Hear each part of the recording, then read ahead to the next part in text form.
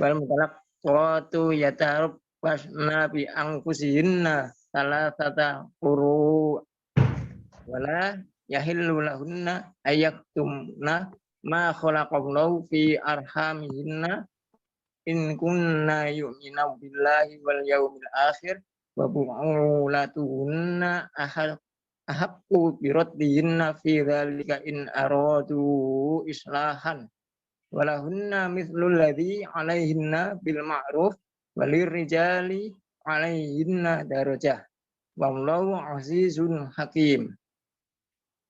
Dan para istri yang diceraikan wajib menahan diri mereka menunggu 3 kali quru. Tidak boleh bagi mereka menyembunyikan apa yang diciptakan oleh Allah. Baik itu dalam rahim mereka, jika mereka beriman kepada Allah dan hari akhir. Dan para suami, mereka lebih berhak kembali kepada mereka dalam masa itu jika mereka menghendaki perbaikan. Dalam arti jikalau ingin kembali rujuk. Dan mereka para perempuan mempunyai hak seimbang dengan kewajibannya menurut cara yang patut. Dan perempuan itu boleh menerimanya lagi ataupun tidak. Tapi para suami mempunyai kelebihan atas mereka. Allah Maha Perkasa, Maha Bijaksana. Dan terusannya. Silakan Pak. Ini aja ya, penutupan gambar ini ya. Talak yang dapat dirujuk itu 2 kali, yaitu talak 1, talak 2, sedangkan talak 3 tidak dapat. Setelah itu suami dapat menahan dengan baik atau melepas dengan baik. Tidak halal bagi kamu mengambil kembali sesuatu yang telah kamu berikan kepada mereka, kecuali keduanya, suami dan istri, khawatir tidak mampu menjalankan hukum-hukum Allah. Jika kamu atau wali, kalau misalnya Anda ini sebagai walinya, wali yang perempuan, khawatir bahwa keduanya tidak mampu menjalankan hukum-hukum Allah, maka keduanya tidak berdosa atas bayaran yang harus diberikan oleh istri untuk menebus dirinya. Itulah hukum-hukum Allah. Maka janganlah kamu melanggarnya. Barang siapa melanggar hukum-hukum Allah, mereka itu orang-orang yang zalim. Gimana? Silakan Elben. Ya di situ kan boleh sih. Jadi istri 4, Muslim kalau mampu boleh, ya itu ajarannya. Tapi Nabi sendiri kan istrinya lebih dari 4. Setahu saya ada sekitar 11 atau 12. Ada juga orang sih yang mengatakan lebih dari situ. Tapi ya itu kembali kepada siapa yang mengikuti aja. Kalau yang kulihat di sini ada buku ini, ada yang ke-11. Ke-11 itu Maimunah. Yang ke-10 itu Habibiyah. Safiyah dari Khaybar, Yahudi. Ke-8 Maryam, seorang gadis budak beragama Kristen berkebangsaan Mesir. Istri ke-7 Raihana, seorang Yahudi. Istri ke-6 Juwaria. Istri ke-5 Zainab, bekas istri anak angkat Muhammad. Itu yang ke-6. Ke-4 itu Hafsah, putri Umar. Itu. Ada lagi yang lain-lainnya. Nah itu dia. Itu aja dari saya Pak. Jadi kalau di Muslim memang boleh cerai, boleh kawin lebih dari 1, bahkan Nabi sendiri lebih dari 4, yaitu imannya orang bapak. Tapi kalau di Kristen jelas nggak boleh ya. Dan perceraian itu pun itu karena dosa, bukan karena perintah Tuhan. Karena Yesus tidak pernah memerintahkan orang untuk bercerai di sepanjang ajaran iman Kristen. Seperti itu Pak. Tapi yang bernama Zainab itu bukan istri dari anak angkatnya. Zainab lain lagi, karena di Zainab itu ada 2. Boleh Bapak berikan datanya Pak, supaya kita jangan asal ini, supaya kita bisa mengoreksi diri kita juga. Tanda tanya maksudnya? Iya, datanya Bapak itu kan? Oh, tentang Zainab itu. Iya. Yang satunya adalah Zainab bin Coba mungkin Al-Asab 33 ayat 37 Pak. Boleh dibuka bro Pak. 33 ayat 37 katakan, maka tak kala Zaid telah mengakhiri keperluan terhadap istrinya, menceraikannya, kami kawinkan kamu dengan dia supaya tidak ada bagi orang mukmin untuk mengawini istri-istri anak-anak angkat mereka apabila anak-anak angkat itu telah menyelesaikan keperluan daripada istrinya. Dan adalah ketetapan Allah itu pasti terjadi. Begitu bunyinya, Pak. Baru di dalam surah 33 ayat 50, ini membenarkan sang baginda mengawini lebih dari 4 istri, Pak. Tadi Al-Ahzab ayat berapa? Lupa aku. Al-Ahzab 33-37. Dan hendaklah kamu tetap di rumahmu. Dan janganlah kamu berhias dan bertingkah laku seperti orang-orang jahiliyah dahulu. Al-Ahzab kan? 33 kan? Iya, Al-Ahzab 33-37, Pak. Bunyinya apa kalau di tempat kamu? Hah? Bunyinya apa kalau di sana? Maka tak kala Zaid telah mengakhiri keperluannya terhadap istrinya, menceraikannya, kami kawinkan kamu dengan dia supaya tidak ada keberatan bagi orang mukmin. Mukmin untuk mengawani istri-istri anak-anak angkat mereka apabila anak-anak angkat itu telah menyelesaikan keperluan daripada istrinya. Dan adalah ketetapan Allah itu pasti terjadi. Ini Al-Ahzab ayat 33.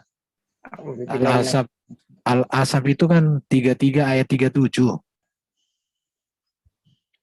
Dan ingatlah ketika engkau Muhammad berkata kepada orang yang telah diberi nikmat oleh Allah dan engkau juga telah memberi nikmat kepadanya. Pertahankanlah terus istrimu dan bertakwalah kepada Allah. Sedangkan engkau menyembunyikan di dalam hatimu apa yang akan dinyatakan oleh Allah. Dan engkau takut kepada manusia padahal Allah lebih berhak engkau takuti. Maka ketika Zaid telah mengakhiri keperluan terhadap istrinya, menceraikannya, kami nikahkan engkau dengan dia, Zainab. Nah, itu betul kan?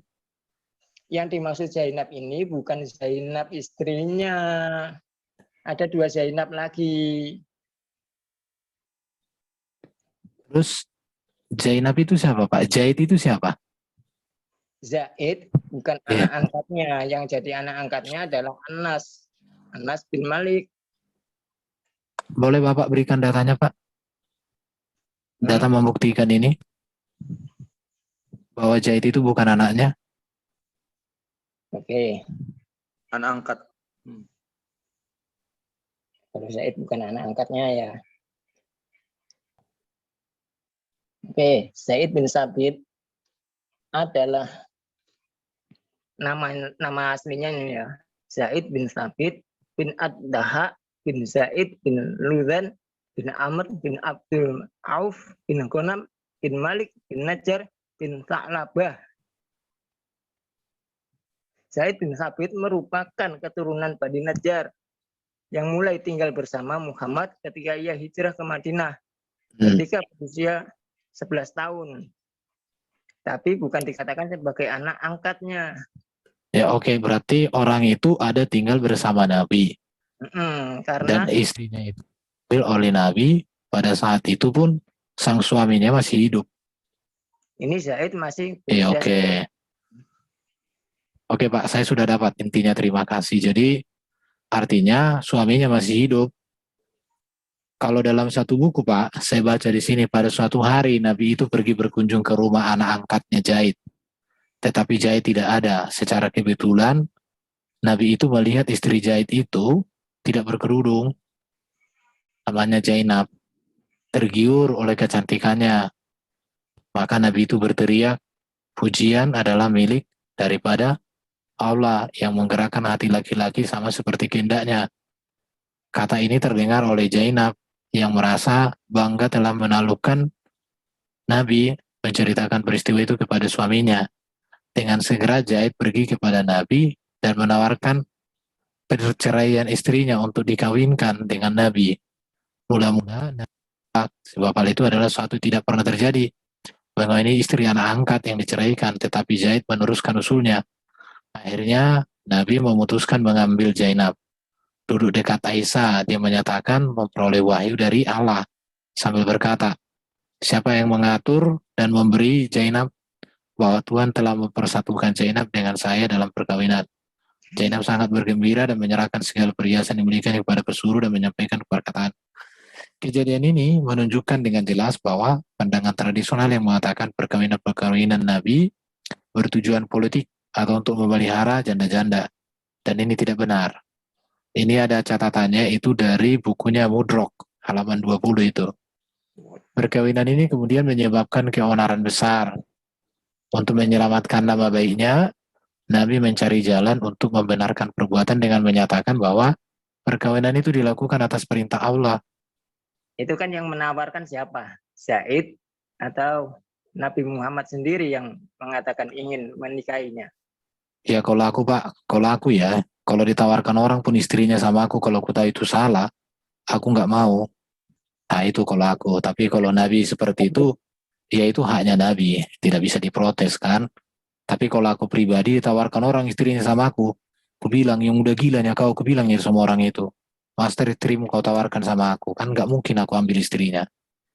Kalau dari kacamata Kristen itu malah harus dimasukkan ke penjara itu.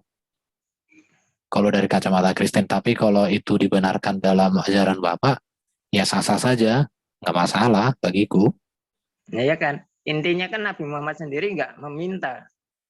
Ya namanya Pak, kalaupun nggak meminta kan kalau kita sudah tahu salah, ya kita harus bilang, kamu harus bertobat, bukan diokekan. Buktinya Gimana ya? kan perkawinan itu katanya itu menyebabkan keonaran Pak, keonaran besar. Artinya ada sesuatu, tetapi untuk membenarkannya kemudian datanglah ayat. Karena Quran sendiri pun kan, ayat-ayat itu kan turun ketika ada kebutuhan Nabi atau kebutuhan dalam pelayanannya. Jadi ayat-ayat itu tidak turun dulu baru dilakukan. Tapi apa persoalan yang terjadi, turun ayat. Dan ayat itulah membenarkan tindakan itu. Seperti itu Pak. Tapi ya itu sudah akidahnya Bapak, ya nggak apa-apa. Saya hanya cross check aja. Supaya apa yang saya baca ini bisa menjadi perenungan untuk semua orang, itu aja Pak. Berarti kan Nabi kan nggak memintanya kan intinya. Nggak merebutnya kan. Zaid sendiri yang menceraikannya. Sebelum Nabi ngomong suruh menceraikan, Ya makanya aku bilang nggak masalah, kan itu sudah akidah Bapak. Tapi kalau dari kacamata saya ya, kalau orang mau menceraikan istrinya justru saya katakan, kamu jangan bercerai, selamatkan istrimu, pikirkan anak-anakmu, masa depanmu. Itu nggak bagus. Saya begitu kalau aku. nah kalau misalnya Nabi tahu pun mesti akan mengatakan seperti itu. Tapi posisinya Zaid sudah menceraikannya sebelum memberikannya kepada Nabi. Sebelum memberitahukannya kepada Nabi. Ya mungkin Bapak terlalu cinta sama Nabi, jadi begitu keadaannya Pak. Jadi Bapak renungkan aja sendiri. Saya sudah dapat informasinya dari Bapak. Jadi betul ya bahwa Zainab itu istrinya Zaid itu orang yang sejak kecil bersama dengan Nabi. Dalam beberapa literatur dikatakan bahwa Zaid itu memang anak angkatnya sang baginda. Ya tidak masalah Pak, tidak masalah. Seharusnya kan kalau itu sudah anak angkat kan tentu sudah tahu lah. Atau orang yang sudah dibesarkan sejak dari usia berapa tahun tadi Bapak bilang 11 tahun. Pasti tentu, iya saya berpikir lah ya, orang tinggal di rumah saya 11 tahun, dia punya istri, kalau dia mau cerai justru saya harus tolong dia sebenarnya, jangan. Kamu harus kasih istrimu, selamatkan.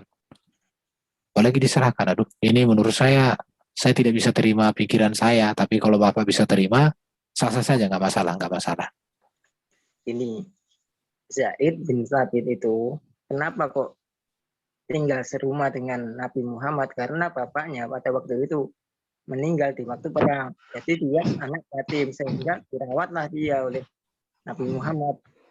Tapi tidak diangkat sebagai anak angkatnya. Justru yang diangkat sebagai anak angkatnya adalah Anas bin Malik. Di sini ada Pak Hamzah yang resen. Silakan Pak Hamzah. Mungkin ada yang mau ditanyakan atau mau ini menambahkan. Oke, terima kasih Bang waktunya. Ya, selamat malam semuanya. Malam. Assalamualaikum Mas Nunu ya. Muslim ya Bang ya. Di sini juga ada Bapak Munir. Assalamualaikum Pak Munir.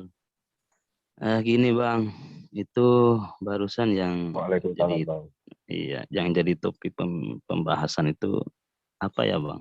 Saya kan baru masuk, jadi nggak dengar ke semuanya itu. Topik pembahasannya adalah adakah orang yang lebih baik daripada Yesus. Lebih Nah, baik terus daripada- katanya ada Muhammad. Nah, baru dibandingkan tentang ya itulah tentang poligami lah segala macam. Ya itu aja sih, Pak. Oh Pak. iya. Tadi Terus tadi Pak Nuno tadi bilang di Alkitab kan ada nama apa Daud punya banyak istri, Salomo punya banyak istri, terus Abraham ada istrinya berapa 4 tadi ya, kata Pak Nuno tadi ada 4 gitu. Nah baru kita berkembanglah diskusi ini Pak gitu Pak. oke. Itu ada yang Mungkin saya ada bisa literaturnya enggak itu yang dibahas oleh Bang Adonai gitu? Ada literaturnya enggak? Bisa ditampilin enggak itu? Baca buku, Pak. Oh iya, bukunya bisa ditampilin enggak, Bang? Aduh, ini kebenaran diungkapkan ini. Ini penulisnya, Iya. nulisnya ini Di screen, dokter. Bang. Screen, Bang. Saya pakai laptop, jadi nggak bisa. Oh, enggak bisa ya, Bang ya? Iya, Oke. di Itu situ. penulisnya siapa, Bang? Biar saya catat. Dr. Anis A. Soros, seorang Palestina. Ini Iya. seorang debater yang pernah berdebat dengan Ahmad Deedat. Waktu Iya, itu iya, di iya. Inggris. Ketika dia debat dengan Ahmad Deedat, satu kali itu masih diladeni, tapi kedua kali, ketiga kali Ahmad Deedat, karena Iya. dia bisa bahasa Arab, lebih hebat dari Ahmad Deedat. Dan Iya. akhirnya sebagai respon terhadap Ahmad Deedat, dia menulis buku ini. Dan semua ada referensinya. Iya. Baik ayat, baik buku-buku, dan lain sebagainya ada. Iya. Bang, boleh nggak saya nambahin penjelasan tentang Zainab tadi Bang, yang dinikahi Rasulullah Bang? Saudaraku, Pak Munir, tunggu sebentar Ya. ya. Jadi begini Bang, menurut tadi Bang Adonai sudah menjelaskan bahwasanya dengan mengambil literatur yang dikarang oleh penulisnya itu Anis Soros gitu ya. Jadi saya Muslim, untuk kebenaran dari Anis Soros saya belum bisa menerima. Kenapa? Karena begini Bang, yang menceritakan bukan Nabi itu sendiri. Kalau memang Nabi menceritakan di dalam hadis, ini kan berbicara masalah hadis ya Bang. Jadi kita harus melihat sanad-sanadnya dulu. Itu aturan ketika kita mau memakai hadis. Sanadnya itu dari siapa, yang menceritakan isu apa, begitu Bang. Jadi untuk kebenaran kabar ini, masih kabar burung Bang, bagi saya. Oke, lanjut saudaraku. Bang, boleh saya menjelaskan dikit Bang ya tentang permasalahan pernikahan Rasulullah itu ya Bang ya. Sedikit aja Bang. Kan gini, kita udah tahu ya pernikahan Zaid dan Zainab itu tidak berlangsung lama. Hubungan suami istri itu antara keduanya itu kan kurang harmonis gitu kan. Nah, Zaid sering mengadukan masalah rumah tangganya itu kepada Nabi gitu. Akan meminta izin kepada Nabi SAW hendak menceraikan Zainab. Tapi Rasulullah bukan menerima ya, malah dia berpesan, jagalah baik-baik istrimu, jangan diceraikan, kan gitu. Hendaklah engkau takut kepada Allah. Kan itu sesuai ayatnya tadi Bang ya. Nah, akan tetapi ya, Zaid itu tidak kuat bertahan dalam hidup dalam rumah tangga itu yang dibangun bersama Zainab. Dan kemudian Zaid pun menceraikan Zainab gitu kan. Tak lama kemudian turunlah firman Allah. Dan ingatlah ketika kamu berkata kepada orang yang Allah telah melimpahkan hikmatnya. Seperti ayat yang tadi Bang ya. Jadi itu semua adalah perintah dari Allah Bang. Bukan kehendak Rasulullah pribadi gitu Bang. Itu aja Bang. Ya, saya berterima kasih dengan penjelasannya bahwa pernikahan Nabi dengan Zainab yang masih punya suami itu dari Allah sendiri. Ya nggak apa-apa, itu kita terima karena itu Kan Bang, dia sudah menceraikan Bang. iya. Bahkan Rasulullah itu. Jadi gini, Ya. kalau ini nih, sebentar, apa di sini mau disampaikan di screen ini? Wanita-wanita kaum muda jahiliyah dinikahi Rasulullah atas perintah Allah. Ayat. Ya, jadi kita tidak bisa menyimpulkan ya bahwa Rasulullah itu pedofil ya, kasarnya gitu menurut abang tadi ya. Bapak jangan menggiring ke sana si topiknya Ya, di ya, ya. Zainab. Jadi Ya, artinya gini, benar-benar. artinya gini kan, Persangkaan abang kan gini. Tadi bukan Rasulullah. kalian itu kebiasaan kayak gitu memilih kata-kata. Jangan lari-lari topik. Ya, Itu. ya kasarnya. Jangan, saya nggak ada kasar. Bapak sendiri yang membuat jadi kasar. Enggak bahasa kasarnya. Enggak, Gitu. jangan, nggak ada bahasa kasar di sini. Bapak biasakan diskusi pada topik, nggak usah lari kesimpulan kemana-mana. Harus begitu, Silakan. Pak. Itu. Jadi artinya dari segi perkawinan pun Nabi sudah tidak bisa kita bandingkan dengan Yesus. Menurut saya ya. Karena secara pribadi pun ya Nabi sendiri pun tadi dia mengatakan pernah menceraikan juga dan lain sebagainya atau apa? Meninggalkan. Bahkan ada lagi di sini contoh istrinya berapa, berarti saya agak sukar untuk menyampaikannya. Bahkan juga seorang budak beragama Kristen berkebangsaan Mesir itu Maryam. Jadi Nabi menceraikan kamu. Boleh jadi Tuhannya akan memberi ganti kepadanya dengan istri-istri yang lebih baik daripada kamu, katanya gitu ya. Ini ada di bukunya, Pak. Ada di mana nih? Jadi bahwa Nabi itu pun pernah menceraikan. Sebentar, di mana ini tertulis, saya harus lihat bukunya ini. Ya itu dia. Jadi kesimpulan yang bisa saya lihat berartinya ada nggak pribadi yang lebih baik dari Yesus? Dari data-data ini Nabi sendiri pernah bercerai. Bercerai itu berarti iya. Nggak pernah mencerai memang. Masalahnya dia nggak pernah kawin. Siapa nggak pernah kawin? Yesus. Oh iya, itu. Jadi dari segi ajarannya sudah berbeda sekali. Pernah mengajarkan perceraian, sementara Nabi pernah bercerai. Jadi kira-kira kalau Yesus kawin pernah cerai nggak kira-kira mungkin? Iya, Yesus kan datang kan bukan untuk tujuan itu, Pak. Jadi emangnya Baginda Muhammad emang pernah cerai? Jangan gitu, Bro. Dok, apa itu? Kita diskusi baik-baik aja, ringan-ringan. Aku mau nanya. Iya, yang tetap menjaga hati. Aku pikir nggak pernah. Ini, itu ada di surat At-Tamrin 66 ayat 5. Gini Pak, soal iya, jadi Nabi. Artinya gini Pak, berarti Nabi pernah menceraikan. Di situ artinya, tentu kalau bercerai itu kan karena ada masalah atau apapun itu, nggak usah kita tafsir. Yang pasti pernah cerai. Itu ada di surat At-Tamrin 66 ayat 5. Surat 66 ayat 5, di situ Pak. Itu aja mau sampaikan sama Bapak. Jadi artinya gini, bahwa apa yang menjadi ajaran Yesus itu tidak cocok dengan apa yang menjadi ajaran Nabi atau perilaku Nabi sendiri tidak cocok di situ. Jadi yang dipermasalahkan apa Pak? Kan topik gini, yang menjadi topik kita kan tadi kan topik besarnya. Ada nggak orang yang lebih baik dari Yesus, lebih benar, lebih kudus?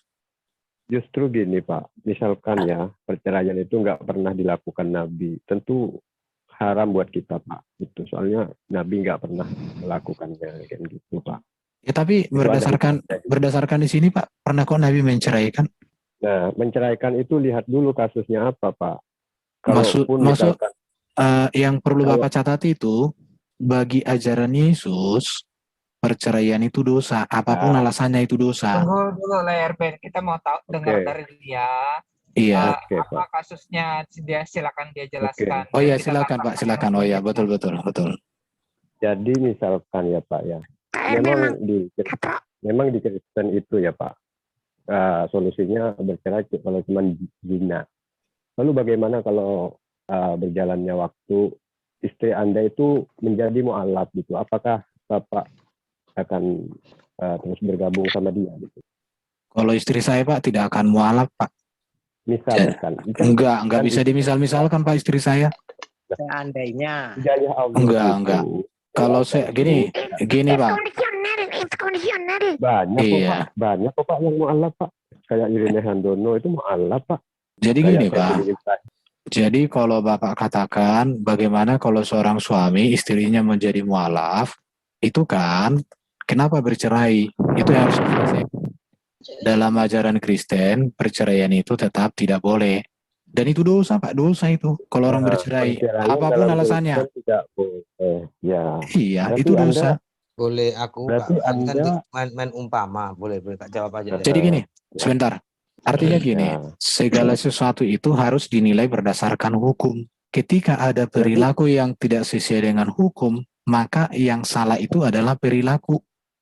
Tidak boleh kita menyerang hukum oleh karena perilaku yang salah. Karena perilaku harus diarahkan sesuai dengan hukum. Bukan hukum diporak-porandakan untuk membenarkan perilaku. Logika berpikirnya yang harus dibereskan, Pak. kalau seorang istri berzina berkali-kali dengan lelaki lain, apakah Bapak akan tetap menerimanya? Gini. Misalkan ya, istrinya Bapak itu nikah sama lelaki lain. Atau istrinya orang lah, jangan istrinya Bapak. Apakah suami yang Kristen itu masih Apakah Bapak hendak mengatakan Nabi menceraikan itu karena istrinya berzina begitu? Soal perceraian itu beragam masalah sih Pak. Bukan Ya itu dia Pak. Jadi artinya gini, lebih bagus Bapak itu membedah kenapa sang baginda itu menceraikan. Apa kasusnya? Itu pun kalau di dalam Islam itu ada tahapannya Pak. Misalkan kita ada tahapannya. Kalau nggak sholat misalnya, kita harus suruh dia sholat. Kalau nggak mau, ya kita pukul dengan pukulan yang mendidik, bukan keras ya Pak. Kemudian kalau tidak mau lagi pisah ranjang, kan gitu Pak. Kalau nggak mau juga sholat ya, nah itu boleh Pak. Jadi Aku baru tahu loh, Baginda Muhammad cerai beneran deh. Udah. Ya udah nggak apa-apa. Jadi gini Pak, pertanyaan Bapak tadi kan artinya gini, bagaimana kalau orang sudah memang tabiatnya berzina terus, diceraikan orang itu, tetapi tetap itu konteksnya berdosa, salah. Di Islam Pak. Itu kalau di Kristen. Boleh menceraikan istri yang dia punya penyakit Pak, kayak penyakit kusta atau gila gitu Pak, boleh Pak menceraikan. Kalau di Kristen nggak boleh Pak, justru harus dirawat, dipulihkan sampai pulih, didampingi. Itu Pak, kalau di Kristen. Jadi gitu Pak, kalau di Kristen memang ada kecuali karena Cina itu artinya sudah menjadi karakter ya. Tetapi tetap itu dipandang sebagai dosa. Jadi perceraian itu bukan mengatakan bahwa itu tidak dosa. Perceraian itu, perceraian itu sebagai Bang Adonai, Bang Adonai, saya potong dulu. Iya. Jangan melebar dulu. Jadi sekarang begini, apa keberatan bagi Abang itu dengan yang anak angkat yang dinikahi oleh Nabi? Keberatannya di mana? Saya tidak ada keberatan, saya terima aja. Saya hanya di situ. Jadi artinya faktanya kan. Makanya sebentar. Gini dulu Bang. Gini, tema utamanya itu Bang. Bukan, Abang itu gini, tetap harus diarahkan ke tema utamanya. Tema utamanya itu mencari pribadi yang lebih baik dari etika dan moral adalah hal dibandingkan dengan Yesus. Betul. Tadi Bapak itu mengatakan Nabi Muhammad. Apa dasarnya? Baru dibicarakan tentang perkawinan. Jadi ini sedang memvalidasi. Contoh apa yang bisa Bapak ambil dari Yesus tentang mengurus keluarga, Pak? Yesus itu memberikan ajaran tidak boleh bercerai. Dia sempurna dalam hal etika dan moral. Kalau Nabi Muhammad itu lengkap, Pak. Kita mau apalagi yang lebih lengkap dari kepala keluarga yang baik, itu harus bisa nyontoh Nabi Muhammad. Jadi pemimpin yang baik, contohlah Nabi Muhammad. Kalau Yesus mau jadi contoh gimana? Dia aja nggak kawin. Jadi keluarga kepala rumah tangga yang baik gimana kan gitu? Nggak bisa nyontohin gitu. Gimana cara mengurus istri? Gimana cara jadi kepala rumah tangga? Kalau untuk menjadi contoh tentang keluarga yang baik, maka di dalam Alkitab ada banyak tokoh, contoh seperti Yusuf yang setia kepada satu istri, Di situ Apakah baru Anda ajaran-ajaran Yesus, apakah ajaran-ajaran Anda Yesus. Yang ditanyakan Yesusnya, Bang. Yesus itu Yesusnya, Bang? memiliki ajaran. Yesus datang untuk mengajarkan tentang etika dan moral, baik itu tentang keluarga, hubungan dengan sesama. Betul, Ajaran itulah yang menjadi pondasi kekristenan. betul. Ajaran Ini itu. Bang, misalkan Yesus datang ya kepada Iya. saya. Gini loh cara mengurus keluarga itu. Gini loh cara mengurus istri. Gini loh cara jadi kepala rumah tangga. Terus aku bilang, walah, kamu aja nggak pernah kawin kan gitu. So, Nah, itu kan karena gini Pak. Jadi gini, hukum itu dibuat bukan berdasarkan manusia, tapi hukum yang dibuat oleh Yesus itu berdasarkan apa yang menjadi kehendak Sang Pemilik alam semesta. Apakah Bapak bisa memprotes Allah yang memberikan hukum yang sempurna itu? Itu yang harus Bapak pikirkan. Betul.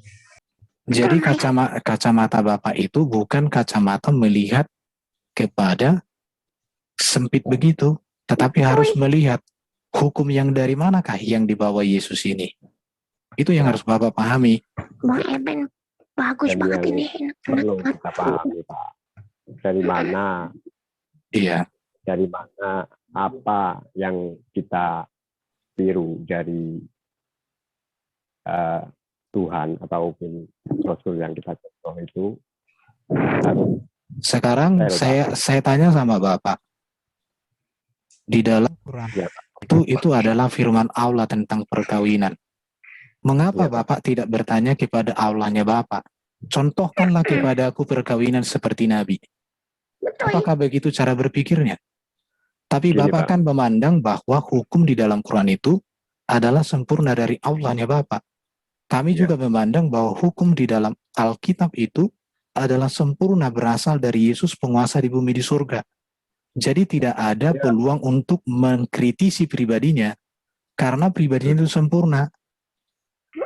Betul. Jadi gini Pak, Nabi boleh nikah, Nabi istrinya 8 ya Pak ya. Sedangkan di Al-Quran cuma 11. Itu Pak ya. 11. Kalau beberapa data yang aku baca itu Pak 11, tapi ada mengatakan lebih dari situ. Sebentar, saya potong. Ya, silakan. Dikondisikan dulu diskusi ini, begitu. Biar nyaman diskusinya, dialognya, biar ini ruang buat Pak Erben dan Pak Pak Munir ya. Jangan dipotong-potong ya. Ya maaf Pak. Ya, aku masih kecil. Nanti resen aja kalau memang mau dialog ya. Ya oke, silakan. Ya saya akan mute tuh. Kalau aku jadi host, gini bro, nggak gini Pak. Kalau aku jadi host yang ngomong suara anak kecil tuh tak mute, karena aku bukan host, ya nggak bisa. Gitu aja ya.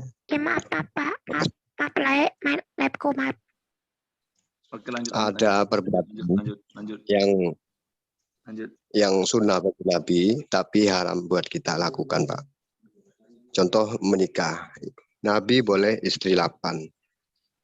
Tapi sedangkan di Al-Quran kok dibentangkan 4 gitu Pak. Nabi itu Pak pun nikah lebih dari 4. Nabi boleh nikah tanpa mahar. Nabi boleh nikah tanpa apa gitu. Pokoknya Nabi itu Pak ya. Jangan Anda pikir enak-enaknya saja gitu. Ada yang wajib bagi Nabi, tapi bagi kita sunnah. Contoh kurban wajib, Nabi itu wajib kurban tiap tahun. Itu namanya khususiyah Pak. Dan Anda itu ya menganggap istri Nabi 8 itu banyak.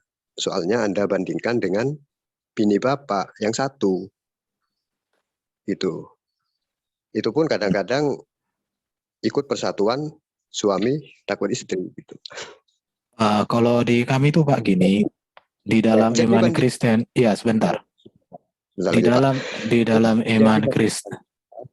Gini, jadi bandingkan dengan istri Nabi juga.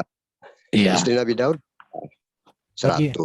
Bagi Nabi orang Sulaiman, bagi orang Kristen Pak gini Pak. Apa-apanya Pak. Itu tadi giginya. Ya. bagi orang Kristen, Daud itu jabatannya sebagai seorang raja. Dan pernikahannya itu justru itulah yang membawa Daud jatuh ke dalam penyembahan berhala. Salomo juga demikian. Salomo jatuh ke dalam penyembahan berhala. Daud dalam perkawinannya itu juga yang membuat dia menjadi jatuh ke dalam dosa. Itu yang Bapak harus catat. Dan di dalam Alkitab, Nabi itu tidak pernah berperilaku seperti itu perkawinannya. Tapi kalau raja iya. Tapi kalau Nabi tidak, Pak. Jadi mungkin kalau di Muslim, Salomo itu Nabi, Daud itu Nabi. Bagi Kristen, dia seorang raja. Daud memang di dalam Kisah Rasul disebut dia nabi, tetapi dalam pengertian di situ dia pemberita kebenaran, bukan jabatan. Jadi nabi itu bukan ada pengertiannya jabatan, tetapi juga cara fungsi. Daud jabatannya raja, tetapi dia diberikan untuk menyampaikan kebenaran, penyambung lidah Allah. Karena Daud juga menulis Mazmur, begitu Pak. Jadi konsep nabi di Kristen dengan nabi di Islam itu berbeda. Itu yang mungkin bisa kita lihat. Nabi di Kristen tidak pernah perilaku perkawinan, cerai, kawin, dan lain sebagainya. Tetapi setia, Pak. Contoh seperti Samuel. Di situ ya. Nabi Yesaya, Nabi Yeremia. Di situ, Pak. Itu perbedaan kita tentang pemahaman Nabi. Oke, Pak. Itu saya tidak bisa membantah. Menampilkan ayat. Ya. Bang Hamzah mungkin ada yang mau disampaikan, silakan Bang. Sebentar. Jadi begini, Ya, di dalam konsep silakan. di dalam konsep kita, keimanan kita, dari segi Nabi kita sudah berbeda. Apalagi masalah ketuhanan. Begitu kan? Kalau memang sudah berbeda, nah buat apa kita membahas tentang perilaku Nabi Muhammad? Seperti itu loh. Buat apa? Makanya tadi kan Bapak lupa temanya. Temanya itu mencari sosok yang lebih sempurna dari Yesus. Iya. Di situ. Jadi kalau Bapak mengacu kepada topiknya, maka kita bisa mengambil konklusi. Nah, dalam hal perkawinan pun Nabi, tapi kalau itu sempurna menurut Muslim ya sah-sah saja di situ. Jadi begini Bang, ketika Abang itu membicarakan masalah Nabi, atau membaca buku, literaturnya itu bisa ditampilkan di sini supaya saudara-saudara kita itu bisa lihat itu loh. Memang ada literaturnya dan nanti kalau sudah ada literaturnya kita lihat dulu dari mana dia mendapatkan informasi seperti itu. Makanya tadi saya sudah katakan kalau yang bercerita itu adalah hadis, maka kita lihat dulu sanad-sanadnya. Sanad ini bisa dipercaya enggak, yang bercerita itu bisa dipercaya enggak gitu loh. Apalagi tentang buku yang ditulis oleh Anisaros. Nah, Anisaros ini siapa begitu? Dia mendapatkan informasi seperti itu dari mana? Apakah dia semasa hidupnya bersama dengan Nabi sehingga bisa menceritakan seperti itu? Kan begitu, Bang. Jadi harus ditampilkan dong literaturnya. Kalau Bapak tadi, kalau Bapak menyimak tadi Pak, surat 33 itu ayat 37 sudah jelas di sana dikatakan dengan surat 33 ayat 50. Nah iya. Di situ. Jadi kalau Bapak bilang nggak ada datanya, harusnya kalau saya sudah memberikan ayat begini, Bapak yang harus menunjukkan, menjelaskan asbabun nuzulnya seperti ini dan lain sebagainya. Malah jadi Bapak minta ke saya sudah berikan ayatnya Pak. Bapak sudah saya berikan ayatnya. Sekarang Bapak punya tugas untuk membuktikan kesalahan saya memahami ayat itu. Dengan apa? Bapak memberikan asbabul nuzulnya. Itu baru. Tadi juga saya sempat dengar Bang Adonai itu, ayat itu sudah pasti. Jadi tidak boleh ditafsir. Iya ini. Berarti kalau ayat itu betul, berarti betul Pak di sini. Ini maka takala jaib telah mengakhiri asbabun nuzulnya nih. Kita berbicara baca, masalah asbabun nuzul. Gitu. Oke, ini asbabun nuzul Pak, sudah ditunjukkan ini. Dari riwayat oleh Bukhari yang bersumber dari Anas bahwa ayat ini turun berkenan dengan peristiwa Zainab binti Jais dan Zainid bin Haris. Jadi ini aplikasi ya Pak ya? Aplikasi ini ya? Jadi Bapak butuh apa sih? Nah, literatur di dalam Islam itu Pak, kita harus merujuk kepada Bapak tampilkan punya Bapak. Sekarang Bapak tampilkan apa Bapak? kami sudah tunjukkan aplikasi Pak. Kalau Bapak nggak bisa tampilkan, ya Bapak hanya menyangkali aja. Itu ada Pak, asbabun nuzulnya udah ditunjukkan. Apakah asbabun nuzul tadi itu salah? Bapak bisa koreksi dengan memberikan data. Oke. Itu. Sekarang gini aja dulu Pak. Kita lihat dulu asbabun nuzulnya ini. Tolong tunjukkan dong asbabun nuzulnya. Nanti Bapak koreksi dengan memberikan data yang terbaru. Ini sebentar dibacakan ya. Begitu Pak, supaya diskusinya lanjut. Ini ya. Tentang Zainab binti Jais, bersabdalah Rasulullah, tahanlah istrimu, maka turunlah ayat ini yang mengingatkan Rasul akan sesuatu yang tetap dirahasiakan oleh dirinya, yang telah diberitahukan oleh Allah, diuraikan oleh Muslim. Ini tadi Al-Bukhari, Ahmad dan Ansai, dan seterusnya. Bersabda Rasulullah kepada Zaid, pergilah engkau kepada Zainab dan terangkanlah bahwa aku akan mengawininya. Berangkatlah Zaid memberitahukan maksud Allah. Zainab pun menjawab, aku tidak akan berbuat apa-apa sebelum meminta pertimbangan dari Tuhanku. Ia pergi ke tempat sujud. Jadi di sini Allah itu menyetujui, bahkan memberikan ayat untuk menghalalkan perkawinan itu, seperti itu dalam kalimat ini. Tapi kalau Bapak mengatakan asbabun nuzulnya ini salah, saya minta Bapak memberikan asbabun nuzul yang sebenarnya, supaya kami tidak keliru memahami keimanan Bapak di situ, Pak. Kak Erben lanjutin dong Kak. Sebentar, mulai dari mana ini? Mulai di mana? Berangkatlah Zaid. Tunjukkan dong, di mana itu kalimatnya? Oh ya, berangkatlah Zaid memberitahukan Rasulullah. Zainab pun menjawab, aku tidak akan berbuat apa-apa sebelum meminta pertimbangan dari Tuhanku. Ia pergi ke tempat sujudnya. Setelah turun ayat ini, datang Rasulullah mengawininya tanpa menunggu persetujuannya. Pada waktu itu para sahabat dijamu makan roti dan daging walimah dan berangsur pulang. Hanya tinggal beberapa orang saja bercakap-cakap di sana. Keluar masuklah Rasulullah ke rumah istrinya dan Zaid pun mengikutinya. Beberapa kemudian diberitahukan bahwa semua orang sudah meninggalkan rumah Zainab. Maka pergi Rasulullah dan mendapat Zainab diikuti oleh Zaid. Akan tetapi Rasulullah dihalangi dengan hijab. Rasulullah dihalangi dengan hijab, turun pula. Nah ini tadi dibaca, berkenaan dengan peristiwa tersebut sebagai larangan kepada kaum muslimin untuk memasuki kecuali dengan izinnya. Jadi ini Pak, ini asbabun nuzul ayat itu sudah ditunjukkan. Kalau asbabun nuzul ini salah, saya sangat senang sekali dan terbuka supaya saya bisa mengoreksi bahwa aplikasi ini salah. Mohon Bapak tunjukkan datanya yang sebenarnya. Terima kasih Pak. Silakan. Harap Bapak memberikan datanya Pak, supaya kami ini jangan nanti dituduh melakukan kesalahan dan lain sebagainya. Supaya nanti terkoreksi semuanya Pak. Bapak bisa terjemahkan Pak? Gimana, mau dilanjut? Biasa. Iya, silakan Pak, terjemahkan aja Pak. Jadi begini loh ya Bang. Iya, terjemahkan Pak. Di dalam asbabun nuzul itu adalah sebab-sebab diturunkannya surat. Nah, di sini menceritakan tentang antara anak angkat dan juga anak kandung. Jadi boleh-boleh saja di sini. Bapak terjemahkan dulu Pak, terjemahkan. Karena kan Bapak menunjukkan buku sama kami tidak mengerti. Jadi harap Bapak terjemahkan supaya kami mengerti. Nah, ini yang saya katakan tadi itu apa Pak? Apakah itu terjemahannya Pak? Nah, iya. Oke ya, nggak apa-apa, silakan Pak. Apa mau saya kasih arti satu-satu begitu? Iya, terjemahkan aja Pak. Terjemah ya. Iya, terjemahkan. Ketika berbicara masalah asbabun nuzul, berarti sebab-sebabnya turunnya ayat itu. Kan seperti itu. Iya, apa isi ayat yang Bapak mau berikan data ini Pak? Ya. Takutnya Pak, takutnya gini Pak, takutnya karena kami nggak bisa baca bahasa Arab, Bapak hanya tunjukkan kayak gitu, tapi Bapak nggak bisa terjemahkan. Bapak terjemahkan dulu. Ada terjemahannya kok. Oke, terjemahkanlah Pak.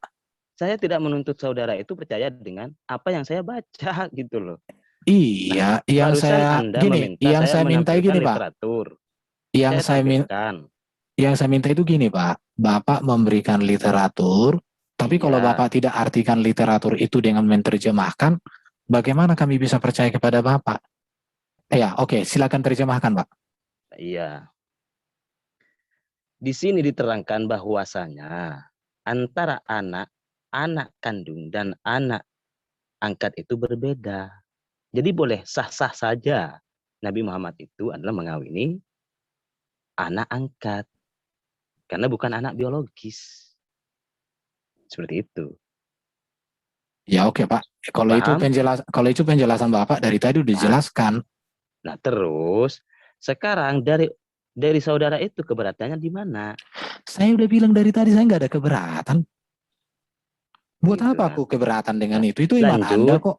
Lanjut dengan yang menjadi literatur saudara kita itu, abang itu adalah buku yang ditulis oleh Anies Soros begitu loh.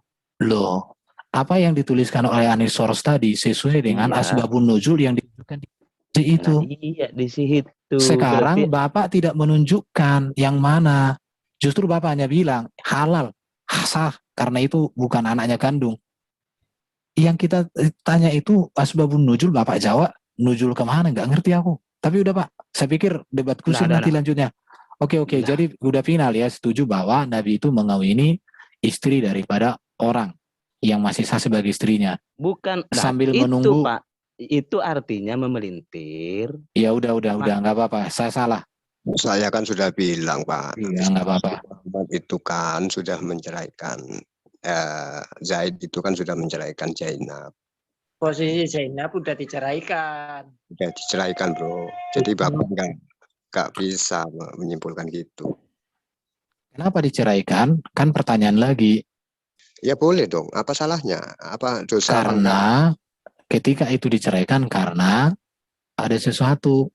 Nah. Jadi itu terjadi ada sesuatu. Sesuatu itu apa? Sesuatu itu apa? Silakan Bapak sendiri aja baca tadi asbabun nuzulnya itu. Sesuatu itu biasanya kalau wanita yang disarankan untuk diceraikan oleh Nabi itu biasanya gini. Kan ada hadisnya itu seorang wanita tidak pernah menolak dijamah laki-laki lain. Itu harus diceraikan. Jadi gitu Pak, manusiawi Pak. Jadi yang perlu Bapak pertimbangkan itu dosa apa enggak gitu, menceraikan itu. Iya enggak apa-apa Pak, enggak apa-apa. Gini Pak, maksudnya Pak Erben itu gini loh. Kenapa Said menceraikan istrinya? Alasannya apa? Adakah literaturnya? Adakah kisahnya? Baru ini juga menimbulkan banyak pertanyaan sih. Contoh pertanyaan saya, mengapa Nabi minta ayat untuk mendukung bahwa dia mengawininya? Mengapa Nabi tidak minta ayat untuk meneguhkan perkawinan itu? Yang minta siapa? Yang minta siapa? Iya tadi asbabun nuzul tadi Pak. Asbabun nuzulnya itu. Iya. Yang minta itu. Jadi gini loh ya Bang. Iya udah. Itu turun. Nah kok udah? Ya udah Pak, artinya Bapak nggak memberikan data juga. Ya cuman ya jangan bilang Nabi Muhammad itu mengawini istri orang yang belum dicerai dong. Itu kan. Tadi kalau menurut yang ditunjukkan tadi asbabun nuzulnya itu tanpa menunggu persetujuannya. Ada kata-kata itu Pak. Tapi mungkin Bapak nggak, iya nanti Bapak baca lagi data-data literatur. Nanti besok-besok Bapak bisa tunjukkan sama saya. Artinya gini, oh ini yang kemarin. Saya bisa tunjukkan sekarang Pak. Oke, silakan Pak, silakan. Mana Pak datanya? Malah ya. Itu. Oke, tunjukkanlah Pak, tunjukkan. Pesan Nabi bahwa jangan kamu ceraikan, takutlah kepada Allah. Kan Bapak sendiri baca. Iya, tunjukkanlah Pak, tunjukkan datanya Pak. Artinya kan Zaid itu sudah ingin menceraikan lebih dulu kan gitu Pak. Kok Bapak bilang nggak mau menceraikan, gimana Bapak? Bapak bilang tadi mau menunjukkan data, tapi Bapak nggak tunjukkan. Ya itu datanya. Iya data itu Pak, omongan Bapak itu kalau mau dibuktikan dengan data, Bapak berikan literatur seperti saya tadi. Gini, Pak. Tunjukkan literaturnya. Oke Pak, itu membawa kita ke debat kusir. Saya pikir untuk sesi ini cukup. Sudah saya mengerti, oke. Mohon maaf. Iya, nggak masalah Pak, nggak masalah. Kita hanya diskusi ringan-ringan aja kok.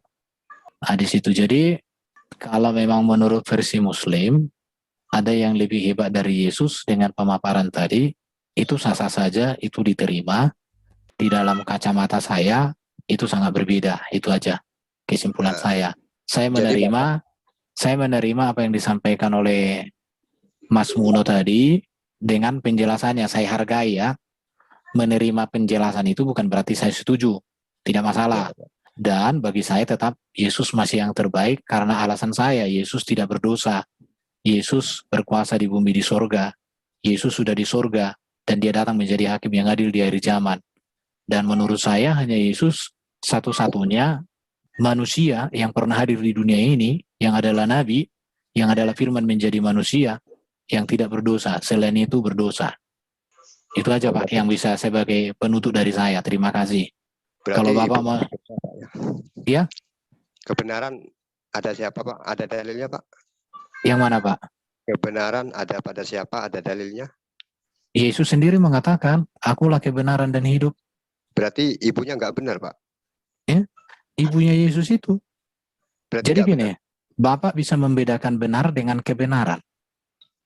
Ya kalau bedanya kebenarannya sama Pak. Nah, Kebenaran ya benar ya sama Pak. beda Pak, beda. Mungkin kalau Bapak nanti lihat di bahasa Indonesia, kebenaran itu, kalau benar itu sifat. Tapi kalau kebenaran itu lebih kepada apa? Kebenaran itu kata sifat. Tapi enggak, kalau Pak. kebenaran itu berbicara kepada esensi keberadaan seseorang, Pak. Beda kalau yang paling benar aku. Nah, itu baru beda, Pak. Kalau yang kebenaran aku, intinya semuanya salah, termasuk Bapak salah, ibunya salah. Jadi gini, Yesus kebenaran, kami orang-orang yang dibenarkan. Di situ Pak bedanya. Jadi kami dibenarkan menjadi orang benar. Yesus kebenaran yang membenarkan. Itu aja Pak bedanya. Lalu kenapa Yesus berkata, aku tidak dapat berbuat apa-apa dari diriku sendiri? Oke, kita masuk ke topik yang baru ya. Mungkin kemarin sebenarnya sudah ditanya Umi Dini, memang apa yang diperbuat Yesus itu bukan dari dirinya, tapi apa yang diperbuat Yesus itu berasal dari Bapa di surga. Karena itulah maka orang Kristen, siapa yang menolak perbuatan Yesus, berarti menentang Allah yang memberikan otoritas itu kepada Yesus. Itu iman kami. Justru karena apa yang diperbuat Yesus itu berasal dari Allah, maka kami percaya kepada Yesus. Ketika Yesus mengatakan aku jalan kebenaran dan hidup, kami percaya. Kenapa? Karena itu pernyataan yang diberikan oleh Bapa Allah itu kepadanya. Ketika Yesus mengatakan aku kebangkitan dan hidup, kami percaya. Karena semua yang dikatakan, diajarkan dan diperbuat Yesus adalah wujud nyata otoritas yang diberikan Bapa kepadanya, Pak. Itu cara kami memahami Yesus itu. Intinya kalau nggak melalui Yesus nggak sampai ke Bapa gitu ya Pak ya? Jelas Pak, karena Bapa sendiri mengatakan, inilah anak yang kukasihi kepadanya laku berkenan. Artinya segala perkenanan Allah itu sudah Allah berikan kepada kami melalui Yesus. Tapi masalahnya Pak, Bapak itu nyangkutnya di Yesus, nggak sampai ke Bapak gitu. Loh, kenapa bilang nggak nyampe Pak? Kenapa menuhankan Yesus? Sedangkan kata Yesus Tuhan yang benar itu hanya Bapak. Berarti Bapak nggak mengerti beda kata Tuhan dan Allah Pak. Mungkin Bapak kemarin ada di room ini nggak waktu dijelaskan beda kata Tuhan dan Allah itu? Enggak ada. Tapi nanti gini Pak, supaya saya tidak jelaskan ulang-ulang, nanti Bapak beda kata Tuhan dan Allah, Airben Channel, nanti Bapak bisa lihat di situ Pak. Ya, jadi kata gini, saya kasih singkat. Itu adalah bukan proper name ya, benar kan? Wah, bukan, salah Bapak itu. Tuhan itu diterjemahkan dari kata kurios, sedangkan Allah itu dari kata theos. Bahasa Inggris Pak, di bahasa Inggris itu jelas. Tuhan itu Lord, Allah itu God. God dan Lord itu beda. Kalau Bapak bisa membedakan bedanya Lord dengan God, maka Bapak sebenarnya nggak pusing memahami artinya Tuhan Yesus. Lord itu Tuhan loh Pak. Bahasa Inggris. Jadi gini.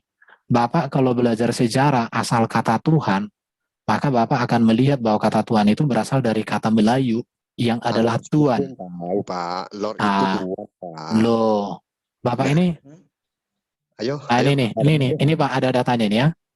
Tadi mawartan dalam para raton dan kidung Panji Wijaksana disebut nama Tuhan Janaka yang bergelar Mantolot Wameda. Ibunya bernama. Jadi Tuhan itu Pak dalam bahasa Melayu itu artinya penguasa, Tuhan, sama Pak.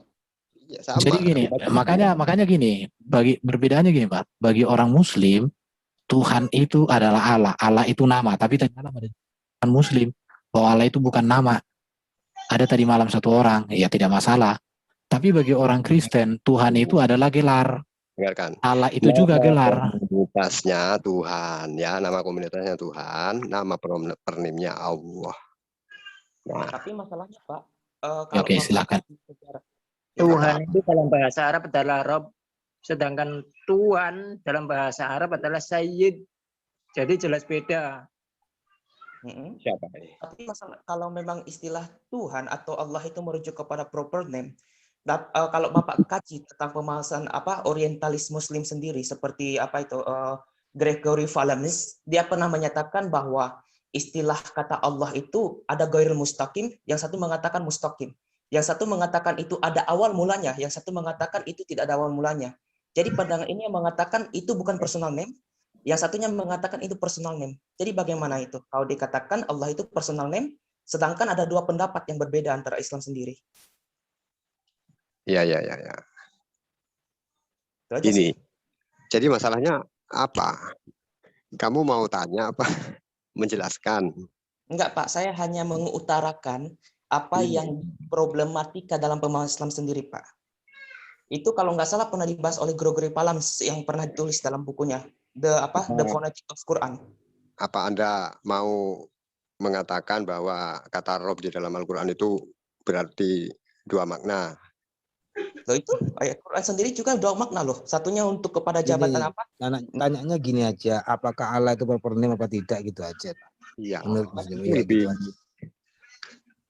Nanti kan memang pemahaman beda-beda menurut Pak siapa ini? Siapa tadi? Iya. Jadi kalau Allah itu proper name apa bukan, gitu aja. Kalau menurut saya Allah itu proper name, Pak. Kalau Allah itu bukan proper name, lalu Tuhan itu apa? Enggak apa-apa sudah. Tadi kapan hari kemarin Pak ada yang bilang bukan, Pak. Makanya kan ada beda. Masa gitu Tuhan gelar, masa Allah gelar, itu kan nggak mungkin tuh, Pak. Iya, intinya kan kalau pemahaman Bapak Allah itu adalah proper name. Kemarin bilang bukan proper name, itu sifat. Ya, jadi artinya gini juga Pak Domba. Artinya pemahaman kata Allah dalam Muslim dengan pemahaman kata Allah dalam Kristen itu berbeda. Jadi Bapak tidak bisa memakai premis, Bapak memakai premis Muslim dalam memahami premis Kristen. Di situ aja Pak yang mau. Ya beda Pak, beda. Begini, kalau Allahnya orang Islam, biar ke ujung dunia manapun namanya tetap Allah. Coba Tuhan Bapak di Israel namanya Yahweh, sampai ke Indonesia kok Allah gitu. Itu nyuri dari mana Allah itu? Berarti Bapak nggak mengerti yang kujelaskan tadi bahwa Allah itu bukan nama bagi kami. Panggilan bagi kami. Allah itu panggilan. Sebutan, Pak. Iya. Panggilan dengan nama. Beda. Lalu nama saya di sini panggilan saya Erben. Nah, itu bukan nama saya. Tapi kalau kawan-kawan di sini panggil Erben, aku jawab. Karena itu panggilanku, tapi bukan namaku. Tetap Erben, walaupun kejadian tetap Erben. Enggak, itu bukan nama saya aslinya. Itu panggilan saya. Nah itu. Jadi gini Pak. Kalau gampangnya gini loh. Contoh Bapak namanya Budi, Bapak akan dipanggil Pak. Sama seperti Tuhan. Tuhan Allah dikatakan Pak gitu. Jangan pakai gelar lah. Bukan nama. Ya, itulah bedanya di Muslim dengan di Kristen. Bagi Muslim Allah itu nama. Bagi kami Allah itu sebutan, panggilan. Allah ya itu. Makanya gue bilang itu ngambil bahasa dari mana? Kalau selain dari dalam Al-Quran, ada nggak di Injil kata-kata Allah itu di Injil? Allah yang kami pakai itu dari bahasa Arab. Saya mau kasih tahu sama Bapak, bahasa Injil Arab. Sebentar dulu, mana lebih tua bahasa Arab daripada Quran? Nah, mana yang lebih tua Al-Quran daripada LAI yang menerjemahkan? Saya tanya Bapak, mana lebih tua Al-Quran atau bahasa Arab? Al-Quran diturunkan dalam bahasa Arab. Oke, berarti bukan dalam. Oke, pertanyaan saya, sebelum Quran turun, apakah bahasa Arab sudah ada? Bahasa Arab itu bahasa langit, Pak. Loh. Andaikan, ya. Bahasa langit. Emang langit punya bahasa, Pak? Enggak, gini, imannya mereka gitu lah. Ya udah nggak apa-apa. Tak kasih contoh aja. Jadi gini. Enggak, aku bentar ngomong. Jadi waktu Adam dan Hawa itu, Adam itu diciptakan, dia menengok ke atas ada tulisan la ilaha, ya Pak tulisannya Pak, itu bahasa Arab. Jadi itu iman mereka, Bro. Jadi kita harus pahami lah. Bukan. Jadi yang mau saya tahu itu tadi, apakah sebelum Quran turun bahasa Arab belum ada? Ya sudah ada dong Pak. Oke, Itu berarti haram. Berarti kata Allah sudah ada sebelum Islam itu sendiri. Ya benar Pak. Alasan saya kenapa Pak? Karena LAI menemukan sebuah manuskrip di dalam salah satu literatur gereja bahwa gereja sudah ada menggunakan manuskrip dari mana itu? Bisa tolong tunjukkan yuk. naskah kopi. Kalau bisa tolong dong print. Saya tidak punya naskahnya itu, tapi saya pernah lihat, saya pernah ditunjuk. Dulu saya punya. Nah, dalam kalau bentuk, iya. Kalau cuma katanya, jadi gini, bukan. Lihat, Pak. Kalau untuk Bapak memvalidasi, sebentar saya cari bukunya ya. Saya kalau sudah dapat. Di ini aja. Ada 4 sih. Assalamualaikum. Oh, nggak bisa ya? Yohana, di ini aja di kolom chat, nanti biar dibuka di kolom chat. Ya, kirim di kolom chat, ya. Enggak, kayak foto, Mas. Enggak, saya bukan dari link tapi dari foto. Iya, di foto, kirim ke grup aja ya. WhatsApp. Nanti ditunjukkan sama Pak Bagus bisa. Oke. Sebentar Pak ya, pemakaian kata Allah. Saya kebetulan ada buku dari LAI. Mudah-mudahan ada. Iya. Halo. Sebelum ke sana, Assalamualaikum. Oke. Sebelum ke sana, iya. Diperjelas dulu, Injil Indonesia itu terjemahan dari kata bahasa apa? Ayo, diperjelas dulu kita ini harus. Jadi gini Pak ya, Alkitab itu terjemahannya, naskah aslinya untuk bahasa PBI itu dari bahasa Yunani. Nah, Yunani ya, kita Oke. Sekarang carikan kata-kata Allah di Yunani. Bapak mengerti nggak sih kata terjemahan? Iya, ngerti. Iya, udah. Terjemahan itu apa artinya, Pak? Gini, Pak. Bukan, jelaskan dulu terjemahan itu apa, Pak? Diambil dari terjemahan itu apa, Pak? Injil Made in Indonesia itu diterjemahkan dari bahasa apa? Jawab A Yunani, B campuran. Alkitab PB diterjemahkan dari bahasa Yunani, diterjemahkan ke dalam bahasa Indonesia. Nah, sekarang apa yang menisbatkan sehingga menjadi kata-kata Allah? Nah, itu ceritanya tentang ini, Pak, ulama Muslim, Pak. Jadi ada penerjemah Muslim yang ikut menafsirkan tentang bahasa Yunani itu atau bahasa Inggris, menerjemahkan. Nah, kata Tuhan huruf besar semua. Kalau menurut orang Melayu itu apa? Sang Pencipta. Jadi orang Muslim yang di orang Malaysia itu mengartikan Allah. Oh seperti itu. Angkanya diganti Allah. Memangnya gitu Allah itu bahasa Indonesia ya? Maaf, Pak Munir, saya boleh nanya. Islam Melayu, Pak. Orang Malaysia, Pak. Jangan nanya dulu. Gini, saya mau jelaskan ya. Bapak misalkan di sini namanya Budi, ya.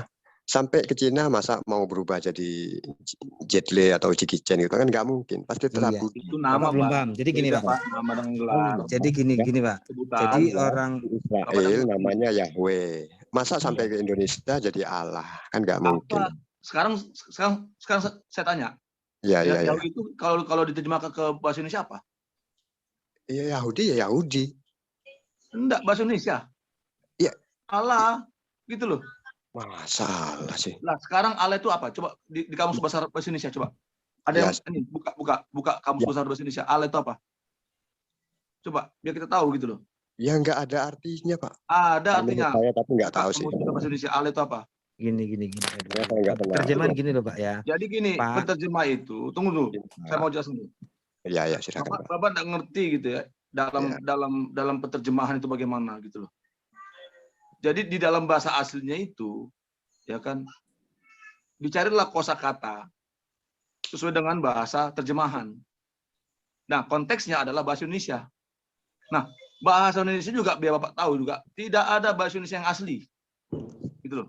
Kenapa? Dalam kandungan bahasa Indonesia ada dari bahasa Sanskerta, ada bahasa dari Melayu, ada campuran dari bahasa Arab. Itu Pak. Nggak masalah. Itu yang Bapak harus tahu gitu loh. Kalau soal Indonesia walaupun sekarang saya tanya, menurut Bapak, ada nggak bahasa Indonesia yang asli? Ya itu kan nggak penting Pak, soalnya itu bukan Oh, masalah nggak penting. Ah, Lah Tapi itu apa? kalau Giliran Bapak tapi ngomong, kalau saya ngomong masalah itu nggak akidah penting gitu loh. itu nggak bisa Sekarang saya Pak. tanya, sekarang saya tanya, bahasa Indonesia itu disadu dari bahasa apa aja? Kalau Bapak tahu. Gimana saya tahu Pak? Nah itu supaya Bapak tahu, seperti yang saya bilang tadi, bahasa Indonesia itu disadu dari bahasa Sanskerta, bahasa Melayu, bahasa Arab, dan bahasa-bahasa yang lainnya Pak gitu. Itu saduran itu gitu. Halo. Bahasa Indonesia itu berasal dari kata Melayu, bahasa Melayu. Duh, aku nih. Aslinya. Saya tanya, Kemudian dalam bahasa Indonesia gini Pak. Kalau sama Dalam Pak bahasa Indonesia Robert ada ini. nggak ini? Sabar, Pak. Ada nggak Sabar. disadu dari bahasa Sanskerta? ada? Ada kan? Kalau sama Pak Robert jelas. Ada. Karena ada. Dari bahasa Arab ada nggak saduran dari bahasa Indonesia? Ada. bahasa Indonesia itu asalnya Ada. dari bahasa Melayu ditambah Tidak juga, dengan Pak. bahasa-bahasa saduran. Tidak hanya dari bahasa Melayu Pak. Dari bahasa Sanskerta juga ada Pak. Iya, maksudnya pertama dari bahasa Melayu, baru Nah. bahasa Sanskerta masuk, bahasa Jawa, bahasa Belanda, bahasa Arab, Nah, bahasa itu. Inggris. Nah, itu. Nah, Sama itu bahasa seperti Indonesia, bahasa Nah, yang ini. berkembang. Ya, Surga, itulah bahasa dipakai Indonesianya di dalam surga, bahasa Arabnya penerjemahan. apa? Tunggu dulu, tunggu kecil. Arabnya Itulah yang masuk. dipakai di dalam Bahasa menerjemahkan Perancisnya juga masuk. bahasa itu Bahasa Pak. Portugisnya juga masuk. Iya, itu. Sekarang kita membahas bahasa ya. Sekarang bahas bahasa. Bahasa, oke. Nah, Itu loh. bahasa Yesus Makanya apa? gini, tunggu Pak. Saya belum selesai. Bahasa Yesus Makanya apa? ketika diterjemahkan ke dalam bahasa Indonesia, ya kan, tim penerjemah dulu menyesuaikan gitu loh, sesuai dengan saduran bahasa Indonesia. Gitu loh. Supaya apa? Supaya dipahami, dimengerti oleh masyarakat Indonesia. Gitu. Sama kayak bahasa Inggris. Kenapa dalam bahasa Inggris tidak dipakai nama Yahweh? Jauh God, Pak. Lord. Kesimpulan Itu Pak. Bapak itu jauh Pak. Gini, Pak. Jauh. Contoh gini aja Pak, Alkitabnya bahasa Batak Pak. Tidak ada kata Allah di situ, tapi debata. Ini maaf ya. Itulah. Paham Pak? Aku adalah aku. Tunggu. Enggak. Dari sini Bapak paham enggak? Dalam Alkitab bahasa Batak, itu tidak ada ditemukan kata Allah, melainkan debata. Karena apa?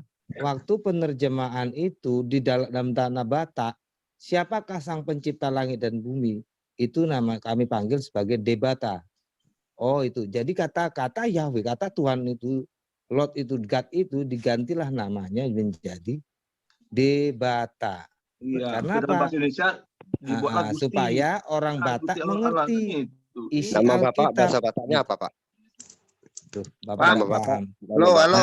Nah. Kata Allah itu sudah ditemui jauh sebelum agama Islam ada. Orang-orang Kristen di Timur Tengah yang khususnya di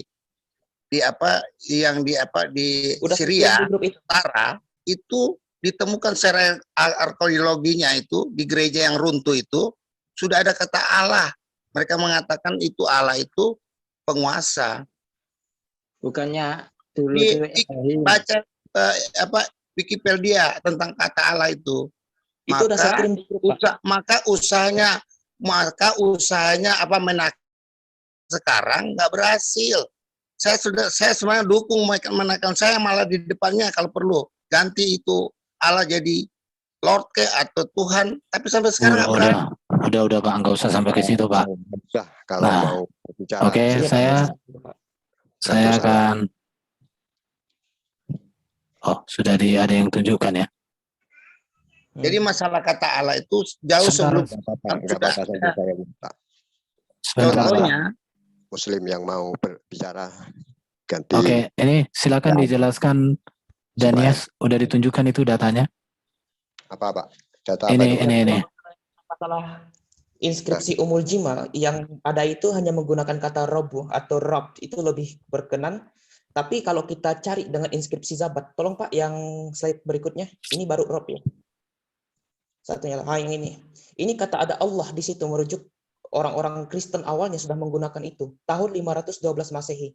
Sebelum Nabi Muhammad tahun 570 Masehi lahir. Jadi apa masalah dengan orang Kristen yang menggunakan kata Allah yang waktu itu tidak menjadi problem?